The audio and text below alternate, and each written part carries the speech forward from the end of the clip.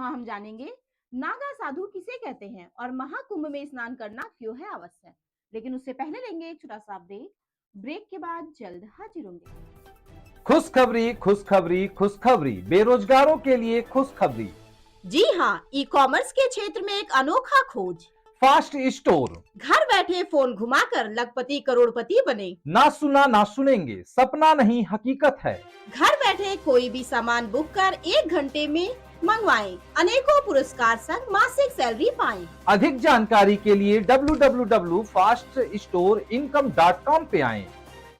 Break के बाद आप सभी का स्वागत है। खबर यूपी के फर्रुखाबाद से, जहां जनपद में थाना कादरी गेट अंतर्गत लगने वाले मेला श्री रामनगरिया में देखने वाले नागा साधु हिंदू धर्मावलंबी साधु हैं, जो कि नग्न रहते हैं तथा ये विभिन्न अखाड़ों में रहते हैं, जिनकी परंपरा आदि गुरु शंकराचार्य द्वारा की गई थी। इनके आश्रम हरिद्वार और दूसरे तीर्थों के दूर दराज इलाकों में है, जहाँ ये आम जनजीवन से दूर कठोर अनुशासन में रहते हैं। उनके गुस्से के बारे में प्रचलित किस्से कहानियां भी भीड़ को इनसे दूर रखती हैं, लेकिन वास्तविकता यह है कि यह शायद ही किसी को नुकसान पहुंचाते हो। हाँ, लेकिन अगर बिना कारण अगर कोई इन्हें उकसाए या तंग करे तो ये इनका क्रोध भयानक हो उठता है। कहा जाता है कि भले ही दुनिया अपना रूप बदलती रहे, लेकिन शिव और अग्नि के ये भक्त इसी स्वरूप में रहेंगे। नागा साधु 3 प्रकार के योग करते हैं, जो उनके लिए ठंड से निपटने में मददगार साबित होते हैं। वे अपने विचार और खान पान दोनों में ही संयम रखते हैं। नागा साधु एक सैन्य पंथ हैं और वे एक सैन्य रेजिमेंट की तरह बटे हैं। त्रिशूल, तलवार, शंख और चिलम से वे अपने सैन्य दर्जे को दर्शाते हैं। ये साधु प्रायः कुंभ एवं मेला श्री रामनगरिया में दिखाई देते हैं। नागा साधुओं को लेकर कुंभ मेले में बड़ी जिज्ञासा और कौतूहल रहता है, खासकर विदेशी पर्यटकों में। कोई कपड़ा न पहनने के कारण शिव भक्त नागा साधु दिगंबर भी कहलाते हैं, अर्थात आकाश ही जिनका वस्त्र हो। कपड़ों के नाम पर पूरे शरीर पर धुनी की राख लपेटे ये साधु कुंभ मेले में सिर्फ शाही स्नान के समय ही खुलकर श्रद्धालुओं के सामने आते हैं। आमतौर पर मीडिया से ये दूरी ही बनाए रखते हैं। अधिसंख्या नागा साधु पुरुष ही होती है। कुछ महिलाएं भी नागा साधु हैं, पर वे सार्वजनिक रूप से सामान्यतः नग्न नहीं रहती, अपितु एक गेरुआ वस्त्र लपेटे रहती हैं। भारतीय संस्कृति में जन्म से मृत्यु तक के सभी शुभाशुभ संस्कारों में कुंभ को स्थापित करने के पश्चात ही देव पूजन करने का विधान है। कलश या घट कुंभ का पर्याय है। ज्योतिष शास्त्र में 12 राशियों में से कुंभ एक राशि भी है। कुंभ का आध्यात्मिक अर्थ है ज्ञान का संचय करना। ज्ञान की प्राप्ति प्रकाश से होती है और कुंभ स्नान दर्शन आत्म तत्व का बोध होता है। हमारे अंदर ब्रह्मांड की समस्त रचना है। ज्योतिष शास्त्र के अनुसार यत पिंडे तत् ब्राह्मण्डे यत पिंडे, अर्थात जो मानव पिंड में है वही ब्रह्मांड है और जो ब्रह्मांड में है वही मानव पिंड में है। कुंभ घट का सूचक है और घट शरीर का है, जिसमें घट घट व्यापी आत्मा का अमृत रस व्याप्त रहता है। 1000 अश्वमेध यज्ञ, 100 वाजपेयी यज्ञ एवं 1 लाख पृथ्वी की परिक्रमा करने का जो फल प्राप्त होता है, वही फल मनुष्य को कुंभ स्नान से मिलता है। प्रयागराज में 2025 में महाकुंभ के आयोजनों के अवसर पर गंगा यमुना सरस्वती के पावन त्रिवेणी संगम पर असंख्य श्रद्धालु मोक्ष की डुबकी लगाएंगे। धार्मिक विश्वास के अनुसार कुंभ के अवसर पर श्रद्धा पूर्वक स्नान करने वाले लोगों के सभी पाप कट जाते हैं और उन्हें मोक्ष की प्राप्ति होती है। देखिए फर्रुखाबाद से डिस्ट्रिक्ट इंचार्ज मितेश सिन्हा की रिपोर्ट। नमस्कार, मैं मितेश कुमार सिन्हा और आप देख रहे हैं फास्ट न्यूज़ इंडिया। खबरों के सिलसिले में हम आपको एक बार फिर ले चल रहे हैं केंद्रांचल के फर्रुखाबाद जनपद अंतर्गत पांचाल घाट पर, जहां सीधी बात में है हमारे बीच बैठे त्रिशूल मंदिर के यूं कहे कि देखरेख करता या यूं कहे कि उस मंदिर के जो निर्माण करता हमारे बीच बैठे हैं और हम इनसे जानेंगे सीधी बात में कि नागा साधु क्या है और नागा साधु कैसे बनते हैं। हमारे साथ सीधी बात में है। बाबा जी, क्या नाम है आपका? श्रीमान सोमवारपुरी हमारा शुभ नाम है। हम नागा सन्यासी हैं। श्री पंचदश नाम आवाहन अखाड़े के श्री महंत हैं। पूर्व में थे, अब तो उससे रिटायर हो चुके हैं। और ये नागा संप्रदाय जो है हमारे पूर्व काल सनातन धर्म से चली आ रही है। हमारे जगत गुरु शंकराचार्य ने ये अपनी धर्म की रक्षा के लिए एक सेना बनाई थी।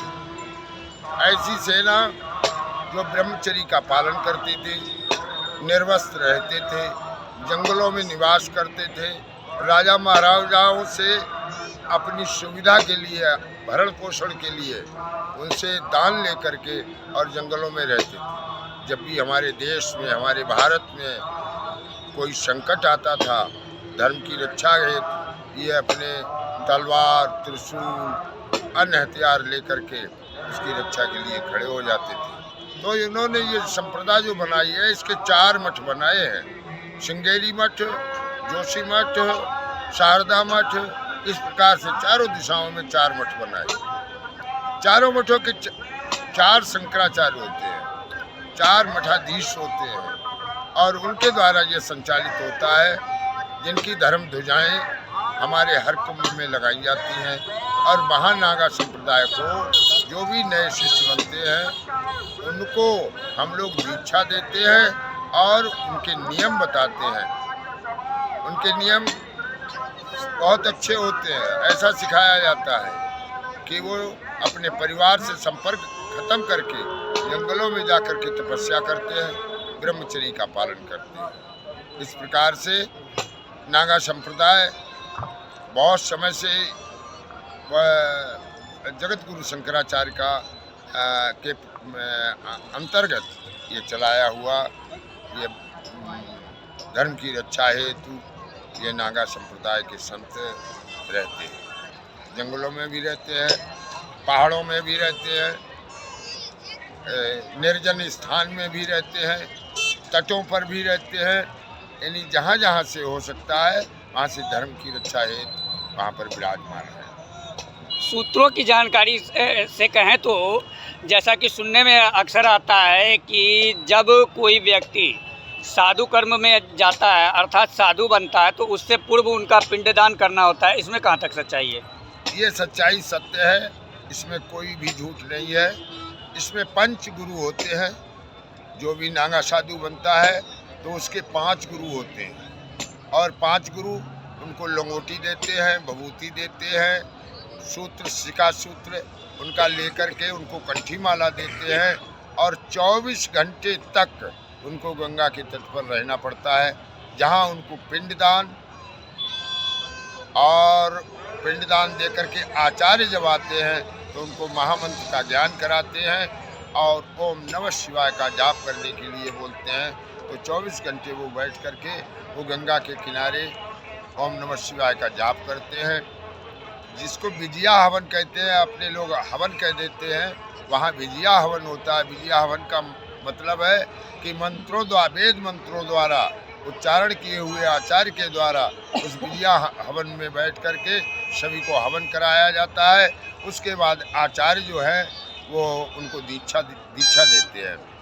अच्छा, एक आचार्य है ऐसा है जो कि हमारे 16 संस्कार कराता है, जिसमें नाना, नानी, ताऊ, चाचा, इन जो भी हमारी पीढ़ी में पीछे हो चुके हैं, गुजर चुके हैं, उन सब का हम पिंडदान कर देते हैं और स्वयं का भी वो नागा सन्यासी अपना पिंडदान देता है। जब पिंडदान दे देता है तो वो एक जीवित अवस्था में नहीं माना जाता है, वो अपने पिंड दे चुका है। उसको किसी से, संसार से कोई मतलब नहीं रहता है, ना गृहस्थी से मतलब है, ना बस्ती से मतलब है, वो जंगलों ही का वासी हो जाता है। ऐसा हमारे अखाड़े में कहा जाता है। श्री पंचदशनाम आवाहन अखाड़ा, जूना अखाड़ा, निरंजनी अखाड़ा, निर्माणी अखाड़ा, सभी अखाड़े जो हैं वो 7 अखाड़े हैं श्री पंचदशनाम आवाहन अखाड़े के साथ में जुड़े हुए। ये 7 अखाड़े नागा सन्यासियों के हैं। बाबा जी, आज से कुछ दिनों पूर्व जी प्रयागराज संगम में भी आपका भ्रमण हुआ है, जी तो जिस प्रकार से प्रयागराज संगम में आपने अपना योगदान दिया और प्रयागराज संगम में स्नान किया, जी। तो प्रयागराज में संगम में स्नान करने के पीछे क्या उद्देश्य होता है? हाँ जी, प्रयागराज में, इलाहाबाद में कुंभ 4 पड़ते हैं हमारे भारत में। हरिद्वार, इलाहाबाद, उज्जैन, नासिक, चारों कुंभ में नागा साधु जाते हैं और स्नान करते हैं। जब सूर्य मकर राशि में प्रवेश करता है उस समय कुंभ पड़ता है। तो कुंभ में जो भी नागा सन्यासी जाते हैं, जो एक बार स्नान कुंभ का कर लेता है, तो हमारे पद्म पुराण अन्य पुराणों में भी आया है कि 1000 बार गंगा का स्नान करने से जो फल प्राप्त होता है वो एक बार कुंभ में जाकर के स्नान करने से वो पुण्य प्राप्त होता है। ऐसा शास्त्रों में कहा गया है कि उसी मकर राशि में चंद्रमा से अमृत की वर्षा होती है और वो अमृत की वर्षा जहाँ होती है वहीं पर जाकर के सभी संत उसी स्थान को कुंभ कहते हैं और कुंभ नाम घड़े का है। अमृत का घड़ा जिस समय समुद्र मंथन हुआ था जिस समय समुद्र मंथन हुआ था जिसमें अमृत निकला, 14 रत्न निकले थे, तो उसमें से अमृत का घड़ा निकला तो उसको गरुड़ भगवान लेकर के आकाश मार्ग से जो देवताओं को पिलाने के लिए उड़े, तो जहाँ जहाँ उन्होंने वो उस घड़े को रखा वहीं पर जाकर के वो कुंभ का शुरू हो गया। और यहाँ कुंभ इलाहाबाद में भरद्वाज मुनि का आश्रम है। बहुत बड़े अच्छे ऋषि हुए जिनके नाम से जिन्होंने भगवान की कथा का वर्णन किया है। भरत जी जब भगवान को मनाने गए तो भरद्वाज मुनि के आश्रम पर ही रुके थे। ये पावन भूमि है, ये बहुत पावन भूमि है। एक बार कुंभ स्नान करने वाला कहते तो हैं कि पूरे जीवन भर तपस्या करता रहे तो भी उसके बराबर नहीं है, ऐसा पुण्य प्राप्त होता है। ऐसा वेदों में शास्त्रों में आया है। गंगा, यमुना, सरस्वती 3 नदियों के संगम को बताया गया है जो है जहाँ कुंभ स्नान किया जाता है वहाँ 3 नदियों का संगम होता है, अपितु सरस्वती विलुप्त दिखती है, ऐसा क्यों? जी हाँ जी, सरस्वती विलुप्त दिखती है। ये किसी ने सत्य कहा है, दृश्य नहीं आता है सामने, गंगा यमुना का दृश्य आता है। ये तो भूतल पर बहने वाली नदियां हैं। गंगा तो महान है, यमुना भी महान है, दोनों ही नदियां। सरस्वती भी महान है जो, और दोनों के बीच में जिस प्रकार से 2 लकड़ियों को आपस में रगड़ा जाए तो उनसे एक तरीके से अग्नि प्रज्वलित हो जाती है। 2 लकड़ी बांध करके कोई भी उनको आपस में रगड़ेगा तो उससे अग्नि प्रज्वलित हो जाती है। उसी प्रकार से यमुना और गंगा के मिलने से सरस्वती माँ स्वयं प्रकट हो जाती हैं। और आध्यात्मिक रूप से देखा जाए तो इंगला, पिंगला और सुषुम्ना ये आप अपने शरीर में ही त्रिवेणी बनाती हैं। जो नाक के ऊपर जो भाग होता है जिसे मस्तक कहते हैं, जहाँ बेंदी लगाई जाती है, यहाँ पर भी वो त्रिवेणी है। ये आध्यात्मिक रूप में संत इसका स्नान करते हैं और प्रत्यक्ष में गंगा का स्नान करते हैं। इलाहाबाद में जाकर के वहाँ भी त्रिवेणी है। और सरस्वती माता अदृश्य रूप में बहते हुए भी अब उनका इतना बड़ा प्रभाव है कि उनके नाम से जो वहाँ स्नान करता है, पुण्य करता है, दान करता है या कथा रामायण भागवत गीता का पाठ करता है, उसको रिद्धियाँ सिद्धियाँ सभी कुछ प्राप्त हो जाती हैं। यह थे सीधी बात में नागा साधु। हम आगे भी आपको दिखाएंगे। तब तक के लिए देश और दुनिया की हर छोटी बड़ी खबर के लिए देखते रहें fast news India. Bureau report.